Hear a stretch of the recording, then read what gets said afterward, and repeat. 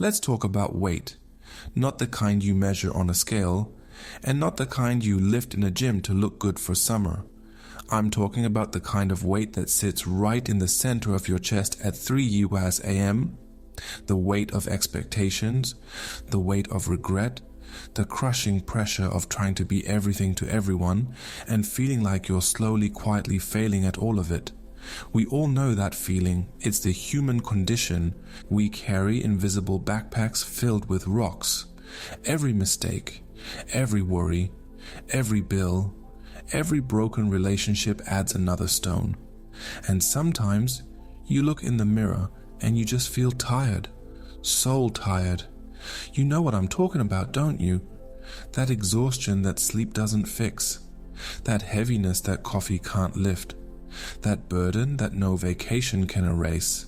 It's the weight of living in a world that demands perfection while offering nothing but chaos.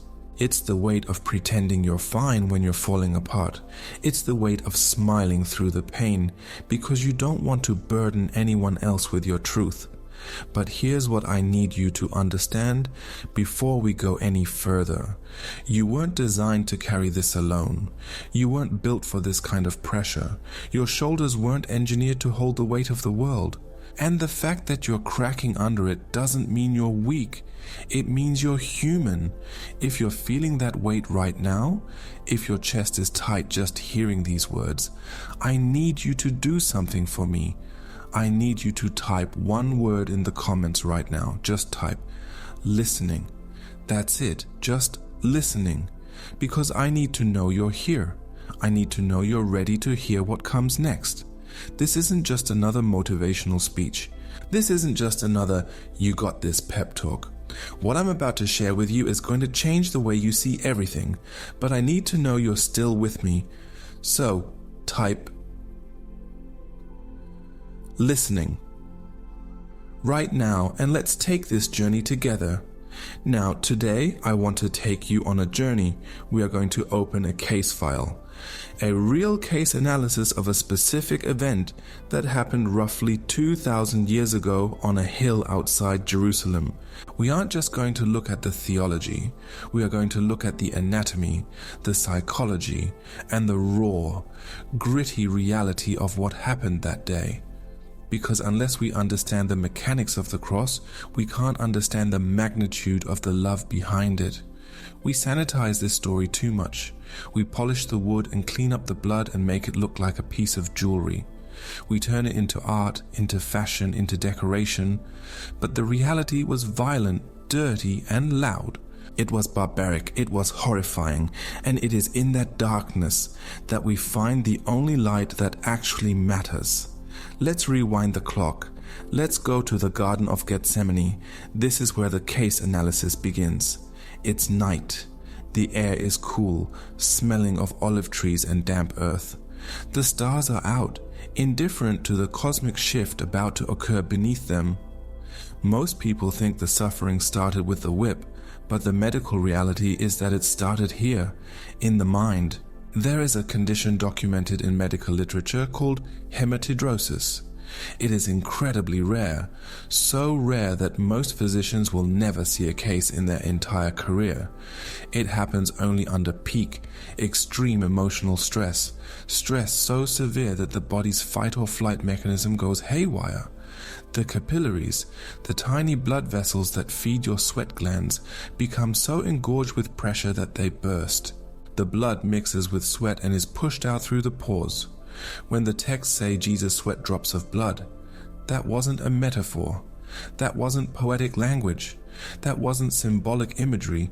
That was a clinical sign of a body under a level of psychological crushing that would kill a normal person. The stress was so intense, so overwhelming, that his body began to break down at the cellular level. Why? What was he seeing? What was he feeling? He wasn't just seeing the physical pain that was coming, the whips, the thorns, the nails. He was seeing the spiritual bill. He was seeing the invoice of humanity's sin. Imagine every lie you've ever told, every time you hurt someone you loved, every dark thought, every selfish act, every moment of pride, greed, lust, anger. Now multiply that by billions of people across thousands of years. The cumulative weight of human brokenness, what the ancients called iniquity, was hovering over him like a dark storm cloud, preparing to descend. He was about to become the vessel for all of it, the container, the dumping ground, the cosmic garbage disposal for every evil thing ever done or thought. The anxiety alone was enough to rupture his blood vessels. His friends were sleeping a stone's throw away, oblivious. They couldn't even stay awake for 1 hour.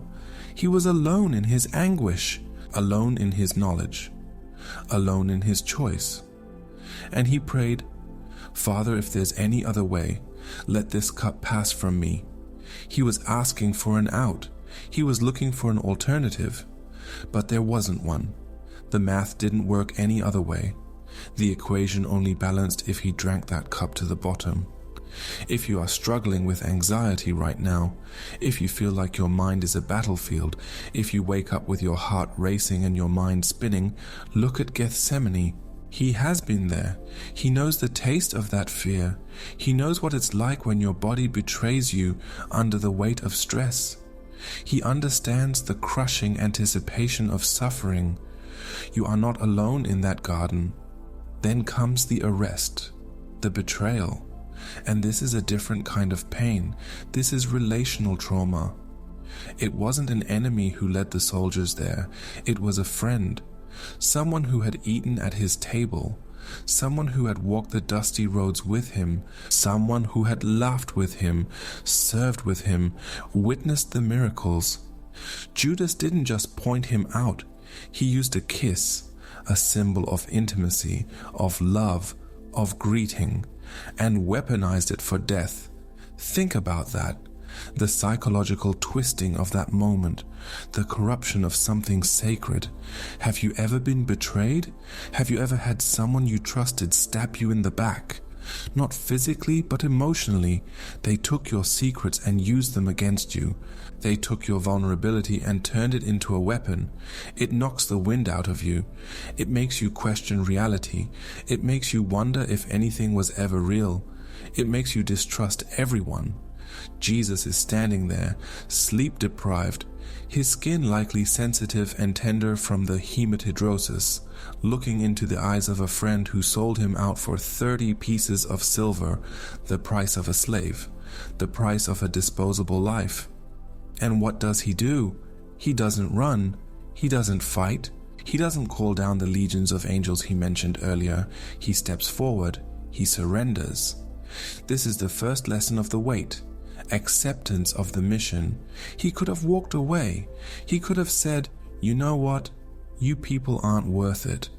But he didn't, because love isn't just a feeling, it's a choice. And he chose you. Let's move to the trial. It's a kangaroo court. It's the middle of the night. It's illegal by Jewish law to hold a capital trial at night, but they don't care. The rules don't matter when you want someone gone. They want him dead, and they want it done quickly. He is dragged from Annas to Caiaphas to Pilate to Herod and back to Pilate. He is shuffled around like a criminal, like a terrorist, like a threat to society. He is mocked. They blindfold him and punch him in the face, saying, "Prophecy, tell us who hit you." It's a game to them, a sick, twisted game. The king of the universe is being treated like a prop in a cruel joke. And he stays silent. This is what baffles the psychologists and the historians. The human instinct is to defend oneself, to scream, to say, "Do you know who I am? Do you know what I could do to you?" The instinct is to fight back, to explain, to justify, to argue your case. But he holds his tongue. Isaiah prophesied it. Like a lamb led to the slaughter, he opened not his mouth. Why? Because he wasn't a victim of circumstance. He was a volunteer. He knew that to save the people shouting for his death, he had to endure their hatred. To save the soldiers beating him, he had to absorb their violence. To save Pilate washing his hands of responsibility, he had to take the responsibility on himself. Pilate looks at him and says, "Don't you know I have the power to release you or crucify you?" and Jesus responds with one of the most powerful statements in history. You would have no power over me unless it had been given to you from above. Translation: you think you're in control, Pilate. You're not. I am in control. I am choosing this. That's the weight of sovereignty meeting the weight of sacrifice. Now, we have to look at the scourging. We can't skip this. We can't fast forward through it. The Roman flagrum. We cannot look away from this. This wasn't a spanking. This wasn't a punishment you recover from in a few days. It was a whip with several leather thongs, and woven into the leather were pieces of jagged bone and lead balls. The lead was designed to bruise the deep tissue, to tenderize the muscle, to cause internal bleeding. The bone was designed to cut, to rip, to tear. The Roman law didn't limit the number of lashes. Jewish law said 39 to avoid violating the law of 40, but Rome had no such limit. They only stopped when the person was near death, when they assessed that one more strike would kill. As the whip strikes, it doesn't just cut the skin. It wraps around the body and rips into the subcutaneous tissue. It exposes muscle. It tears at the nerves. It flays the skin off in strips. The pain is blinding. It is a shock to the system so profound that many men died right there at the pillar before they ever made it to the cross. They went into hypovolemic shock, rapid, catastrophic fluid loss. Their hearts gave out. Their bodies shut down. His back, his sides, possibly his legs and chest, turned into a raw, open wound, the flesh hanging in ribbons, blood pooling at his feet. Why go through this? Why not just a quick death? A sword through the heart? Why the prolonged torture? Because the sacrifice had to be total. It had to be complete. He was taking on the physical manifestation of the world's violence. Every war, every murder, every act of abuse, every beating, every torture chamber, every act of cruelty ever inflicted by one human on another. It was being etched into his skin. He stood there and took it. For you, for me, for the soldier swinging the whip. After the scourging, they mock him further. They put a purple robe on his shredded back. Purple, the color of royalty, to mock his claim to kingship. Every fiber of that robe sticking to the open wounds. Then they twist together a crown of thorns. Not little rosebush thorns. These were likely thorns from the date palm or the acacia, 2 to 3 inches long, sharp as needles. They press it onto his head, driving the thorns into his scalp. The scalp is one of the most vascular areas of the body. It bleeds profusely. Blood runs down his face, into his eyes, his beard. They put a reed in his hand as a mock scepter, and kneel before him, spitting on him, saying, "Hail, King of the Jews!" Then they take the reed and beat him on the head, driving the thorns deeper. Then the walk, the Via Dolorosa, the way of suffering. It's less than a mile, but it might as well be a marathon. Tradition says he carried the whole cross, but historical analysis suggests he likely carried the patibulum, the horizontal crossbeam. The vertical post was likely already set into the ground at Golgotha, used over and over for different victims. The patibulum weighed anywhere from 75 to 100 pounds. Imagine carrying a 100-pound rough-hewn log across your shoulders, which are already shredded meat from the scourging. The wood is rough, unfinished, splintered. Every step is agony. The wood grinds into the open nerves. Blood and sweat make it slippery. The weight shifts. The balance is impossible. He falls. The text says he falls. This is important. God fell. The creator of physics and gravity and balance, fell. He hit the dirt. The dust mixed with the blood on his face, the impact jarring his broken body. Why does that matter? Because it means he knows what it's like to hit rock bottom. He knows what it's like when your legs just give out and you can't take another step. He knows what it's like when you physically cannot go on. He didn't float above the ground. He crashed into it. He tasted the dust of failure. And in that moment, they grab a man named Simon of Cyrene, a bystander, a guy just coming in from the country, probably for Passover. He didn't sign up for this. He didn't volunteer. He was forced to carry the cross.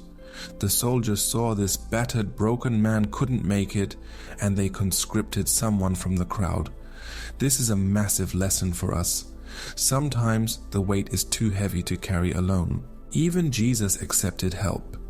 Even Jesus needed someone to share the load. There is a holy humility in letting someone else shoulder the burden for a mile. If you are trying to do life all by yourself, if you've built walls so high that nobody can get in, if you think asking for help is weakness, you are missing the point. We are designed for connection, especially in suffering. We are designed for community. The path to Golgotha is too hard to walk alone. They arrive at Golgotha, the place of the skull, the execution ground, the garbage dump of Jerusalem, the place where society throws away its worst. And that's where they take the King of Kings. Now we enter the final phase of the case study, the crucifixion. It was a masterpiece of cruelty designed by the Persians and perfected by the Romans. It was intentionally crafted to maximize pain and delay death. It was public. It was shameful. It was designed to break not just the body, but the spirit, to humiliate, to dehumanize. They lay him down on the wood, his shredded back on rough timber, the nails. These weren't finished nails. They weren't the little nails you hang pictures with. They were iron spikes, 5 to 7 inches long, thick as a pencil. They didn't drive them through the palms. Artists get this wrong constantly. The structure of the hand can't support the weight of a body. The flesh between the bones would tear and the body would fall. They drove them through the wrists, right into the space known as Destot space, between the bones of the forearm. This is where the median nerve runs. It's the nerve that controls the thumb. The index finger gives sensation to the hand. Imagine hitting your funny bone, that electric shock that makes your whole arm tingle. Now amplify it by 1,000 and sustain it. Make it constant. Make it inescapable. Every time he moved, even a millimeter, the iron grated against that raw nerve. The pain shooting up his arm, exploding in his brain. Both wrists. Then they bend his knees, place his feet on top of each other against the vertical post, and drive a spike through both, either through the heel bone or through the metatarsals, crushing the nerves there too. They hoist the cross up and drop it into the hole. Thud. The jarring impact tears at the wounds. Gravity takes over. His body sags. The nails hold. He is now hanging. And here is the medical reality of death by crucifixion. It is essentially death by suffocation. The position of the body, arms stretched out, hung by the wrists, makes it impossible to breathe properly. To breathe in, it's easy. The diaphragm pulls down, the lungs inflate. But to breathe out, to exhale the carbon dioxide, you have to push up. You have to push down on the nails in your feet and pull up on the nails in your wrists. You have to lift your body weight. So, the mechanic of survival becomes a cycle of torture. To get air, you have to push up on pierced feet and pull up on pierced wrists.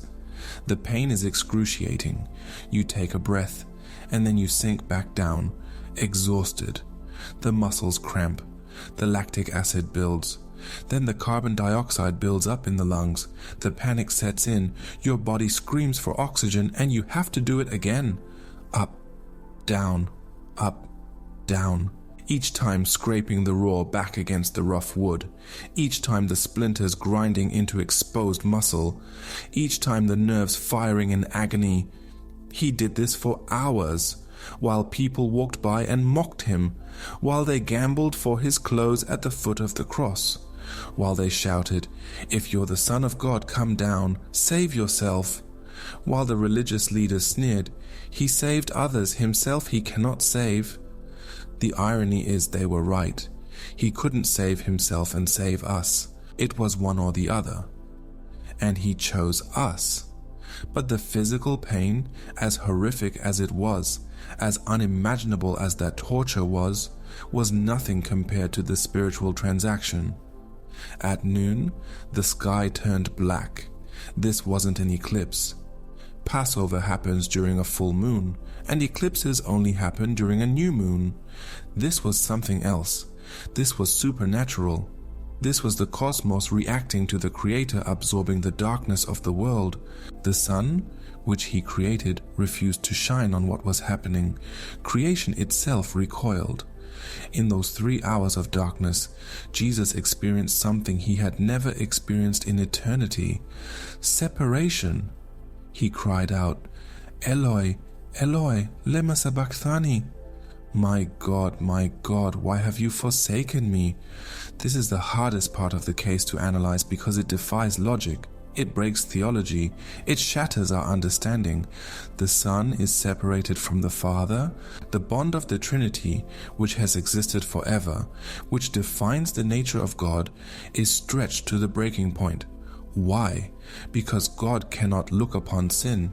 His holiness is so pure, so perfect, that sin cannot exist in his presence. And in that moment, Jesus became sin, not carried sin like a backpack, not bore sin like a burden. He became it. 2 Corinthians says it clearly. He who knew no sin became sin for us.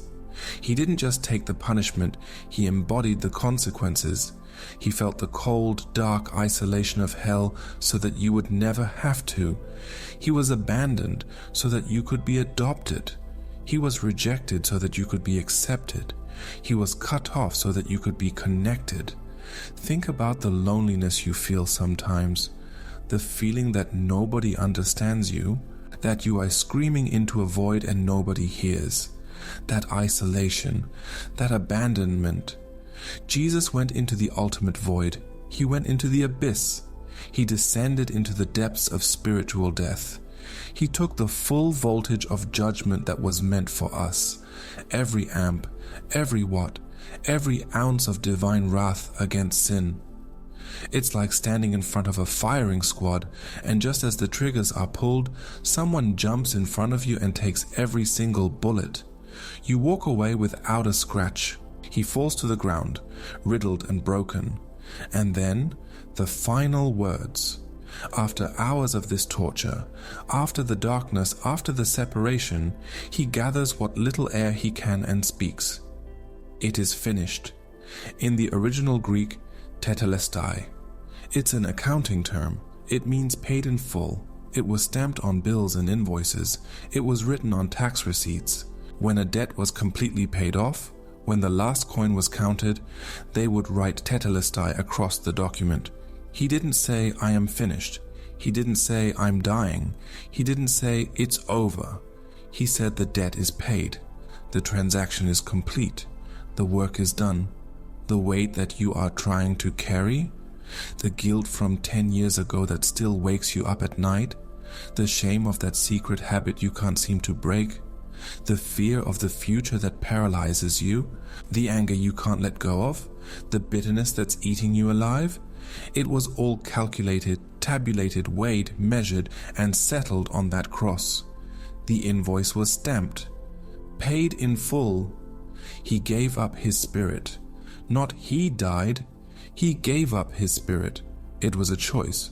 Nobody took his life. He laid it down, and the earth shook. An earthquake, the rocks split, the tombs opened, and in the temple, the veil, a massive curtain that separated the Holy of Holies from the common people, a curtain 4 inches thick, 60 feet high, woven so tightly that horses tied to either side couldn't pull it apart, tore from top to bottom, not bottom to top, not ripped by human hands starting at the floor, top to bottom. God tore it. God reached down and ripped it in half. The barrier was gone. Access was open. The way into the presence of God, which had been blocked for thousands of years, was now open to everyone. The centurion, the Roman soldier who had crucified countless criminals, who had seen every kind of death, looked at what just happened and said, Truly, this was the Son of God. Even the executioner saw it. Even the man who drove the nails recognized who was on that cross. So, what do we do with this analysis? How do we apply this to our Tuesday morning commute or our Friday night struggles? How does this ancient event in the Middle East connect to your anxiety, your depression, your addiction, your broken marriage, your financial stress? You have to realize that you are trying to pay a bill that has already been paid. You are walking around carrying that backpack of rocks, bent double under the weight, sweating and stressing and striving and struggling, while Jesus is standing there showing you the receipt. He's holding it up, stained with his own blood, stamped tetelestai, and he's saying, drop it, let it go. I took the nails so you wouldn't have to take the stress. I took the abandonment so you could have the presence. I took the death so you could have the life. I took the weight so you could have the rest. The weight of the cross was the weight of the world's ego, the world's anger, the world's sorrow, the world's sin. And he lifted it. He bench pressed the weight of the universe and held it there until it killed him. And then he walked out of the grave 3 days later to prove that the weight didn't win. Death didn't win. Sin didn't win. Hell didn't win. He won. And because he won, you win. We live in a culture that tells us to maximize ourselves, to save ourselves, to manifest our own destiny, to pull ourselves up by our bootstraps. We're told we can do anything if we just believe hard enough, work hard enough, want it bad enough. We're sold self-help and self-actualization and self-empowerment. But the message of the cross is the exact opposite. It says you can't save yourself. You can't fix yourself. You can't earn it. You can't work for it. You can't manifest it. And that's okay. That's not a failure. That's not weakness. That's the truth.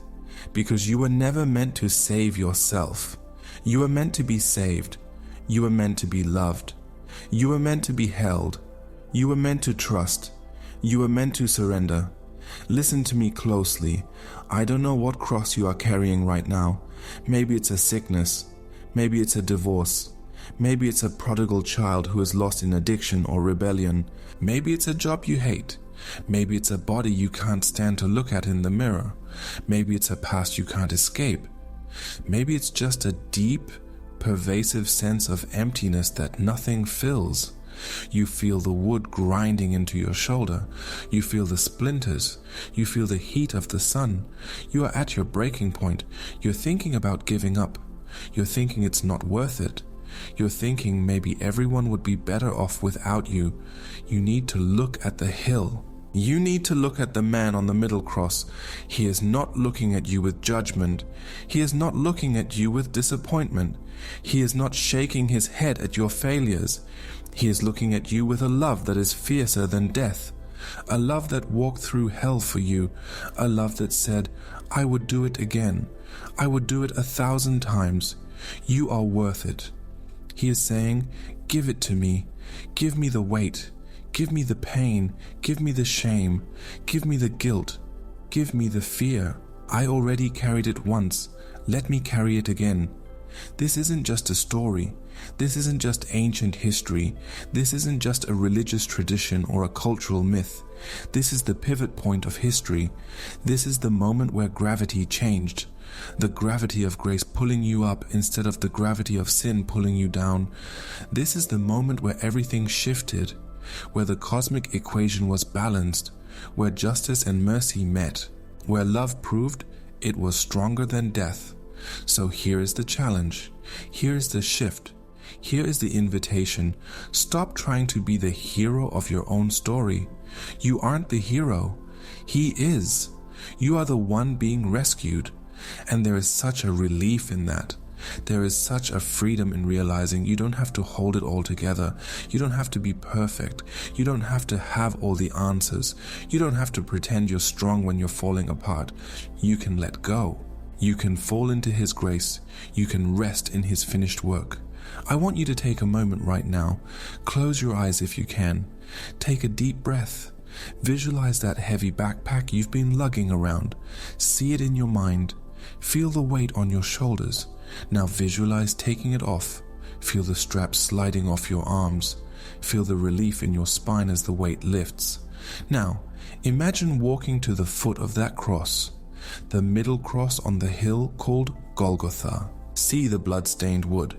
See the man who hung there for you, and imagine laying that backpack down at the foot of the cross, just setting it down, leaving it there, walking away without it. Don't pick it back up when this video ends. Don't grab it on your way out. Leave it there. It's paid for. It's finished. It's done. If you felt that, if you felt even a tiny ounce of weight lift off your chest while reading this, if something shifted inside you, if a crack of light broke through the darkness, I need you to do something. I need you to declare it. There is power in confession. There is power in speaking it out loud. There is power in typing it out and making it real. There is power in letting others witness your surrender. I want you to go to the comments right now and simply type the word surrender. Just that one word. Surrender. It's a signal. It's a flag you're planting in the ground saying, I am done carrying what I wasn't made to carry. I am accepting the exchange. I am laying down my burden. I am taking His yoke instead, which is easy, and His burden, which is light. I am done trying to be my own savior. I am surrendering to the real Savior. And if you know someone, a friend, a family member, a co-worker, someone on your feed who is drowning right now, who is carrying a cross that is too heavy for them, who is at their breaking point, tag them. Don't scroll past. Don't think someone else will help them. Be their Simon of Cyrene. Help them carry it by showing them this truth. Send them this message. Let them know they're not alone. Let them know there's hope. Let them know there's a man on a cross who loves them more than they can imagine. The cross was heavy so your life could be light. The nails were driven so your freedom could be given. The blood was spilled so your debt could be filled. Tetelestai. It is finished. Type. Surrender. Now.